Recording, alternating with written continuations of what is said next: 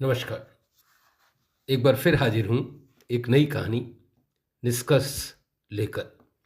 ये कहानी मैंने 7 अगस्त 2023 को लिखी थी। प्रस्तुत है, वाचन कर रहा हूँ कहानी निष्कर्ष। यह पेड़ों पर नई कोपलें आने का मौसम था। इन दिनों पूरे शहर की रंगत बदल गई थी। यही वह समय था जब दिन साफ सफाक रातें चांदनी में नहाई हुई लगती हैं। सूरज जो अब तक ठिठुरन में दुबका हुआ था, यकायक तेवर दिखाने लगा था। इसी के चलते समूची प्रकृति का मिजाज ऐसा बन गया था जैसे पुराना लबादा छोड़ नया चौगा पहने किसी फकीर को नवबोध हुआ हो। मेरे घर के बाहर भी सुबह की उजली धूप उतर आई थी। इस धूप में लेकिन वह गर्मी कहाँ थी जो हमारे घर के भीतर डाइनिंग टेबल पर छिड़ी चर्चा से उठ रही थी। हर दिन ब्रेकफास्ट पर हमारे यहाँ किसी न किसी विषय पर चर्चा छिड़ जाती है।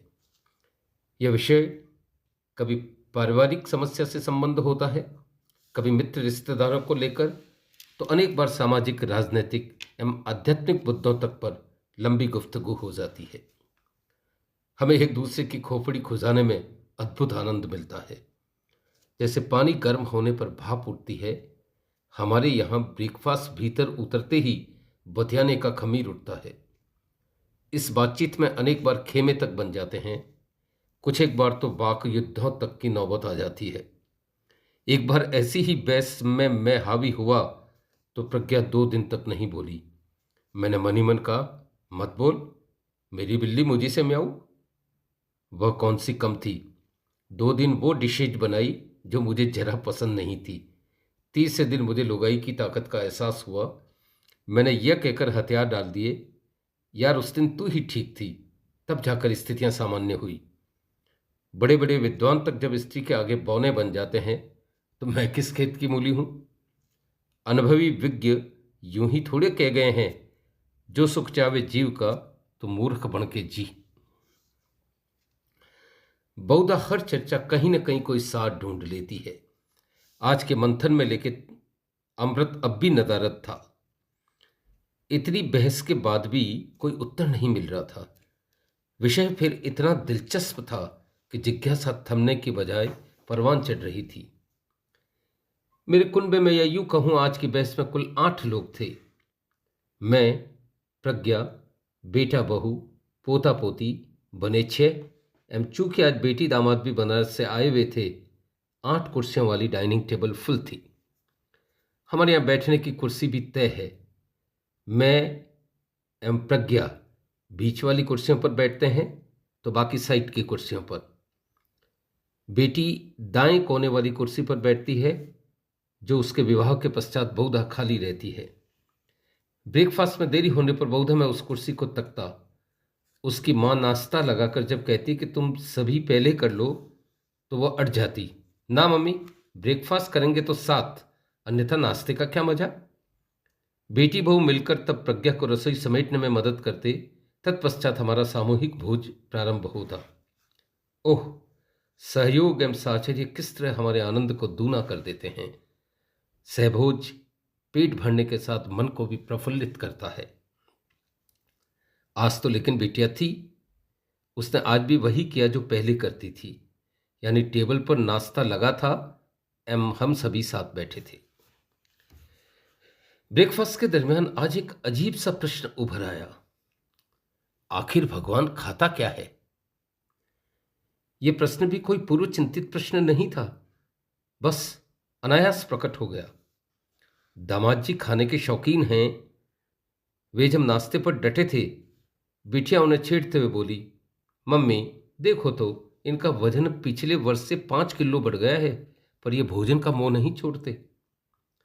दामाद जी कौन से कम थे। हंसकर प्रज्ञा की ओर देखते हुए बोले, मम्मी जी, बनाया आपने, खिलाया आपने, ये तो वही बात हुई, दाता दे और भंडारी का पेट दुखे। आप ही बताओ, आदमी अपने छोटे से मुंह से कितना भर खा सकता है। यह नेले पर दहला था।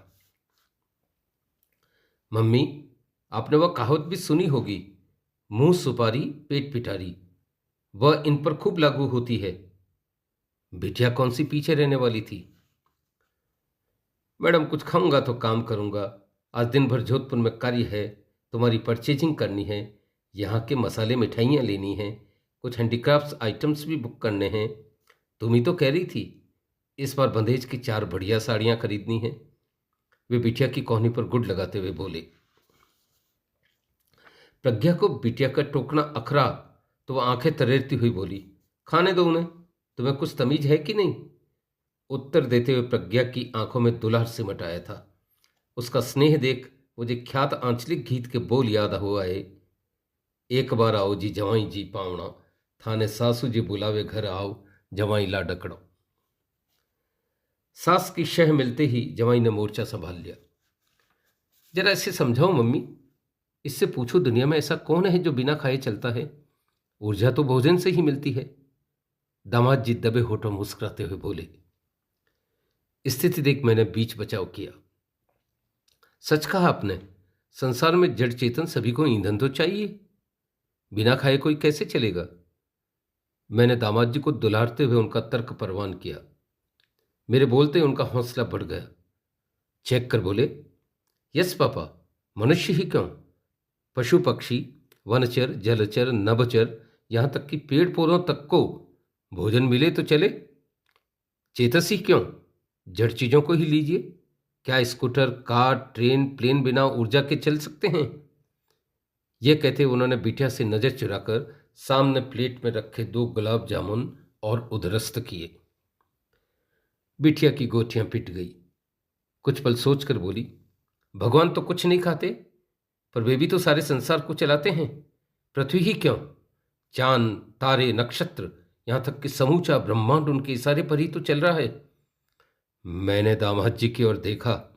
उनकी दशा ऊंट पहाड़ के नीचे आने जैसी थी। बस यहीं से आज की चर्चा गर्मा गई। आखिर भगवान खाता क्या है? उसकी ऊर्जा का स्रोत क्या है? बिटिया अनन्या की बात को सुन सभी आश्चर्यचकित रह गए, पर मैं गौरव भाव से भर उठा। मुझे पहली बार लगा मैंने उसके लिए दर्शन शास्त्र का चयन कर कोई गलती नहीं की। वो प्रारंभ से ही प्रतिभावान थी। पूत के पग पालने में दिखते हैं। घर की बातों में ऐसे ऐसे प्रश्न उठाती कि सुनने वाला दंग रह जाता। एमए दर्शन शास्त्र में करने के बाद उसने इसी विषय में पीएचडी की। 2 वर्ष पूर्व अभिजीत से विवाह हुआ एवं सौभाग्य से बनारस विश्वविद्यालय में ही प्राध्यापक पद पर चयनित हो गई। दामाद अभिजीत यूं तो इंजीनियर एमबीए है, पर वे पिता के पुश्तैनी अनाज व्यवसाय से ही जुड़ गई। दोनों की जोड़ी खूबसूरत है। अनन्या अब 30 की होने को आई। अभिजीत उससे 2 वर्ष बड़ा है। उसका साला यानी हमारे सुपुत्र अनंत अनन्या से 5 वर्ष बड़ा है। बहू भावना उससे 1 वर्ष छोटी है। दोनों एमए इंग्लिश साथ कर रहे थे एवं इस दरमियान ही अनंत ने भावना से विवाह का निर्णय ले लिया।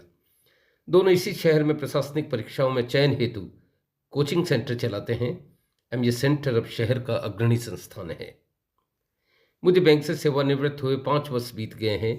सेवानिवृत्ति के दिन विदा करते हुए महाप्रबंधक ने ठीक ही कहा था, आनंद प्रकाश जी, सारी उम्र आपने खूब मेहनत की, पर अब नाम के अनुरूप आपके आनंद से रहने के दिन आए हैं। सूरज कुछ और ऊपर चढ़ आया था।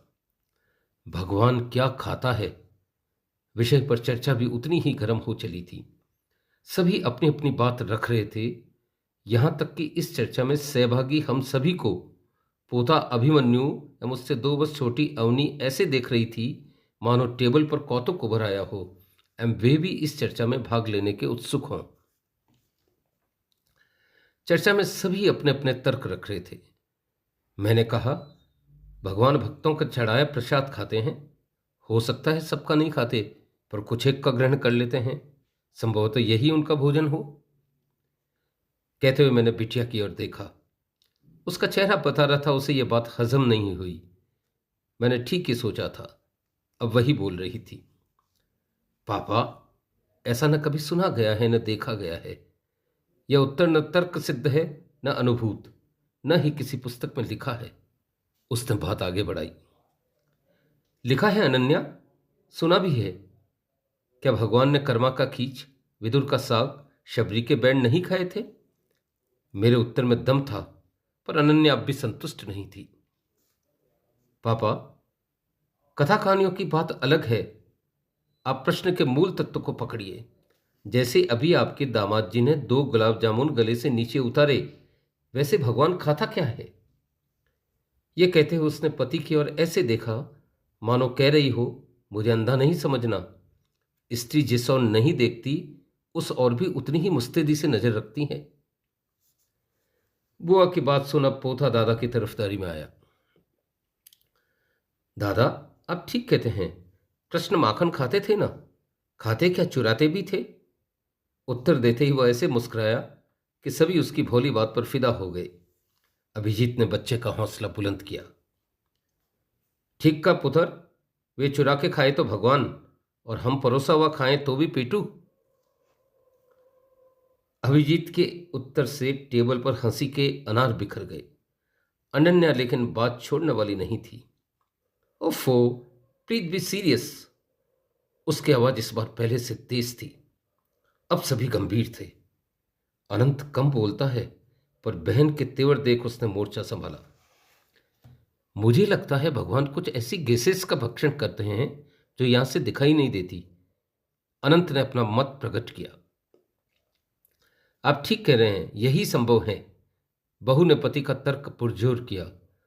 उसे अनंत की हां में हां मिलाने की आदत है। अब पोती अवनी के पेट में कुछ कुलबुला रहा था। मैं बताऊं, भगवान नूडल्स खाते हैं। अवनी को नूडल्स बहुत पसंद है। उत्तर देते हुए उसके छोटे छोटे दांत मोतियों से बिखर गए। सभी ने इस सहभागिता के लिए मुस्कुराकर उसका हौसला बढ़ाया। इसी बीच अनन्या ने अभिजीत की ओर इस तरह देखा कि आप भी कुछ तो उगलिए। मुझे लगता है भगवान रात अदृश्य रूप से आते हैं एवं राशन की दुकानों, सरकारी गोदामों से अनाज भक्षण करते हैं। ऐसा नहीं होता तो इन दुकानों में माल रातों रात गायब कैसे हो जाता है? अभिजीत का उत्तर व्यवस्थाओं पर गहरी चोट थी, पर उस प्रश्न का उत्तर तो अभी भी नेपथ्य में था जो बिटिया चाहती थी। सभी के कान चौकन्ने थे। कदाचित उचित उत्तर निकल आए, पर प्रज्ञा समझ गई इसका असल उत्तर मिलना मुश्किल है। बातों का रुख मोड़ते हुए बोली, चलो इस प्रश्न को छोड़ो। आज सभी यह बताओ, वह कौन सी घटना है जिसने तुम्हें जीवन में सर्वाधिक उद्वेलित किया? उद्वेलित यानी? मैंने बात आगे बढ़ाई। यानी जिसने तुम्हारे चिंतन विचारों को नई दिशा दी, उसने स्पष्ट किया। प्रज्ञा की बात को सभी गंभीरता से लेती थी। सर्वप्रथम उसने अभिजीत की ओर देखा, जिसका अर्थ था आगाज आप करेंगे। धूप अब खिड़कियों और दरवाजों पर उतर आई थी। अभिजीत अब गंभीर होकर सास के प्रश्न का उत्तर दे रहे थे। यह बात 5 वर्ष पुरानी है। मम्मी, आप जानते हैं मैं स्कूल के दिनों से ही लगातार कक्षा में अव्वल रहता था। आगे कॉलेज में मेरे सहपाठी ही नहीं, प्राध्यापक भी मेरी प्रतिभा का लोहा मानते थे। मेरी तूती बोलती थी। एमबीए फाइनल की परीक्षा के पूर्व एक सहपाठी हेमंत, जो कक्षा के मीडियोकर साधारण विद्यार्थियों में था, मेरे पास आया और बोला, आप तो अव्वल विद्यार्थियों में हैं। सांख्यिकी के कुछ विषयों में मैं अटका हुआ हूं। लाख प्रयास करने पर भी समझ नहीं आ रहा। अगर आप किंचित सहयोग करें तो मेरा कल्याण हो जाए। वह एक साधारण परिवार से था। होना तो यह चाहिए था कि मैं उसकी आगे बढ़कर मदद करता, पर प्रतिभा का भूत मेरे सर पर सवार था। मैं बिफर पड़ा। मैं किसी अरे गरे को समझ नहीं देता। तुमने मुझे खाली समझ रखा है क्या? यूं ज्ञान बांटता फिरूं तो अव्वल कैसे आऊंगा? मैंने क्रूरता से उत्तर दिया। वह चुपचाप चला गया।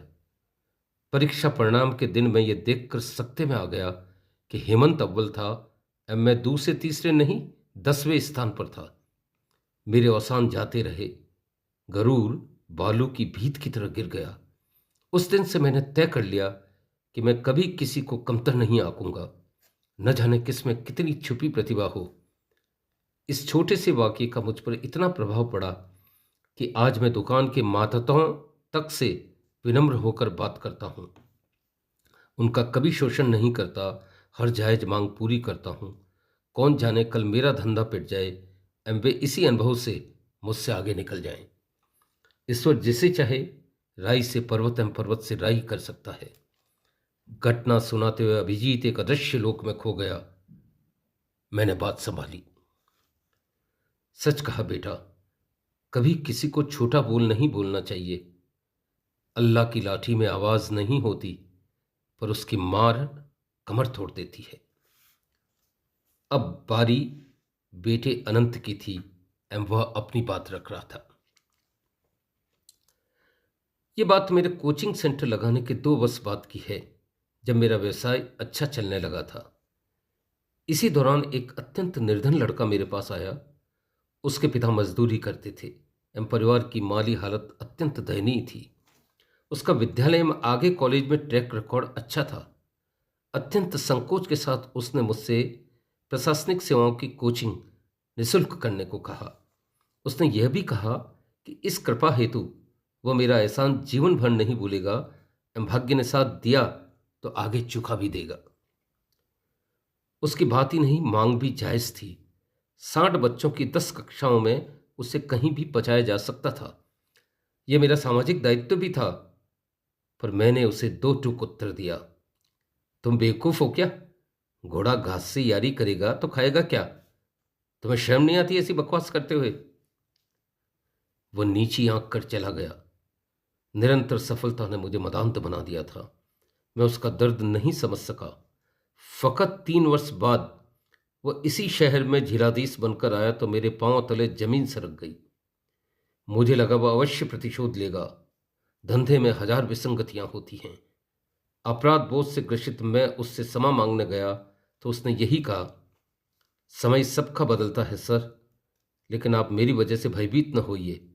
मैंने उन्हें गुलदस्ता एवं उपहार देने का प्रयास किया तो उसने विनम्रतापूर्वक लौटाते हुए कहा, कुछ देना ही है तो उन्हें दीजिए जिन्हें ईश्वर ने कुछ नहीं दिया है।